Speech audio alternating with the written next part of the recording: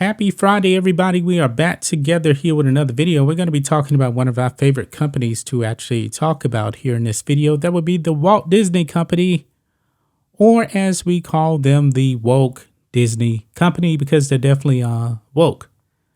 Used to be a very, very family-friendly company. You know, everybody grew up with Disney, right? Yeah.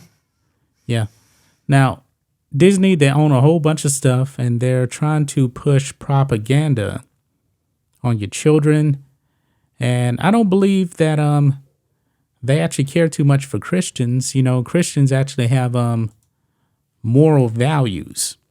I would actually say that me and you actually have moral values, wouldn't you say? Yeah. I think we do. We believe in being family friendly, you know, as best we can. I wouldn't want my kid to watch some of the propaganda that they're pushing, you know? Mm-hmm. So, but look here, it seems like, you know, when it comes to who is at the core of Christianity, it'll be Jesus, right? Mm-hmm.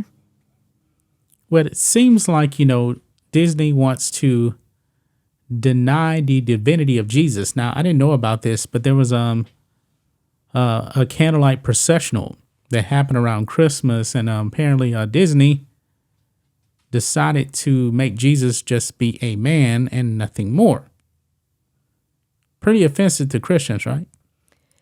Yes, but I think, you know, this belief has been going on for quite a long time, but it's just more,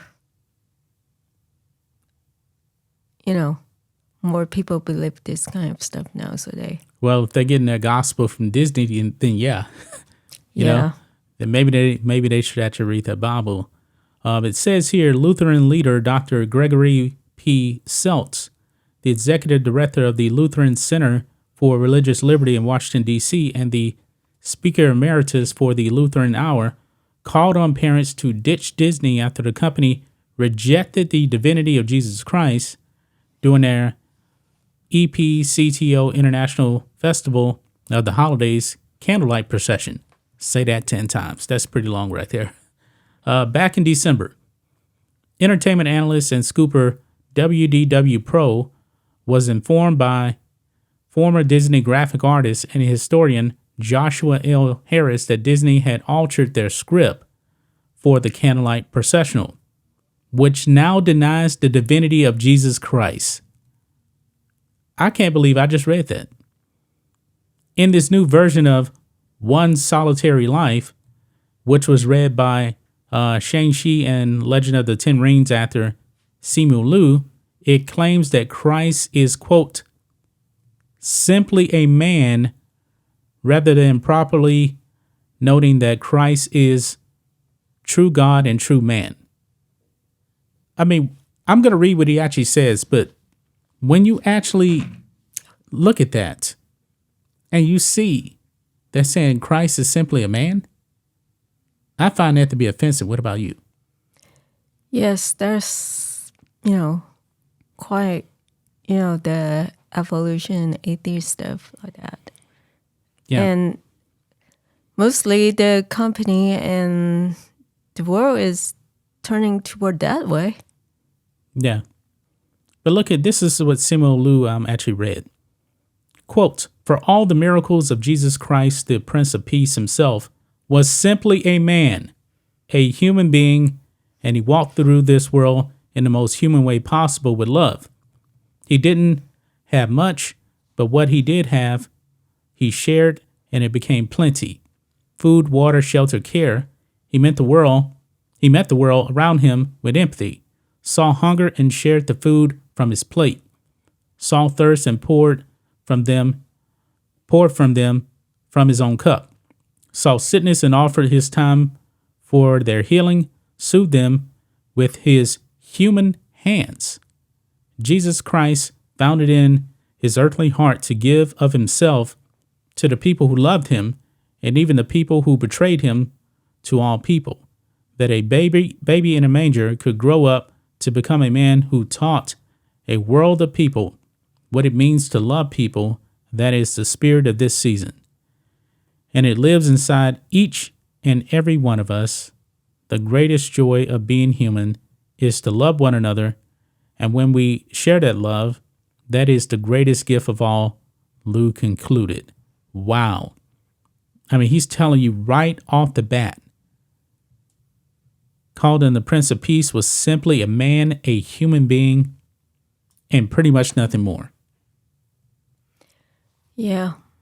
People, it seems like, people don't believe in Jesus anymore, Jesus Christ anymore, because, there's also an argument why, if there is a Jesus Christ, how come he came down on earth, and how come there's a lot of suffering and pain and he doesn't do anything about it, stuff like that. Yeah. I heard about that from, I have friends who are not, Christians, Yeah, we all know people that's not Christian. But for the most part, most people I know are Christian. I mean, this country was founded on Judeo-Christian values. Yes, but that doesn't mean, people believe it anymore. Right. Because of what the world, is becoming, pretty much. Yeah, I would have rather Disney just not come out and do any of this, said nothing. Why even bring up Jesus then if you're actually going to deny, his divinity? I guess there's a bigger things that they are doing. They really want to eliminate, Jesus Christ. Christianity anyway. Yeah. I mean, I don't think they would actually directly come out and say, hey, Jesus didn't exist. Maybe they want to say it, to please like atheists or something like that.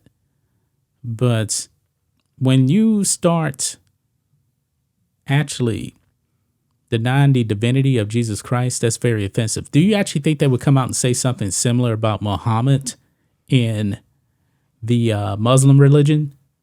I'm pretty sure they would get crushed if they did that. No, because America is only pretty much, I feel like they are only attacking, Christians. Mainly Christians, yeah. And as we did another other video that Disney are committed, bend the knee to, CCP and CCP. They are atheists. They're atheists. They believe Marxists don't believe in any God. Yeah, they believe, evolution, and they believe like they are like they can treat themselves as God, basically. Right. I mean, that's pretty pathetic here.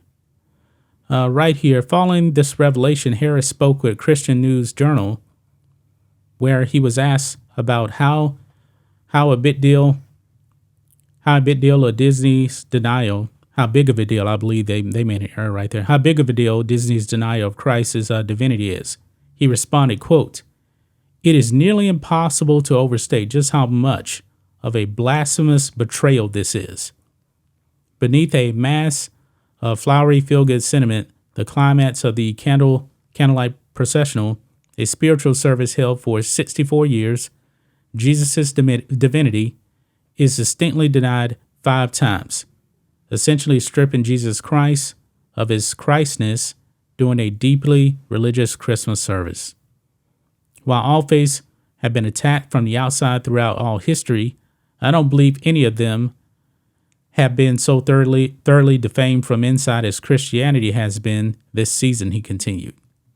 Harris added, this is particularly pertinent considering the betrayal has occurred from what was once the most prominent Christian company that has ever existed. He's right about that. They used to be very pro-Christian.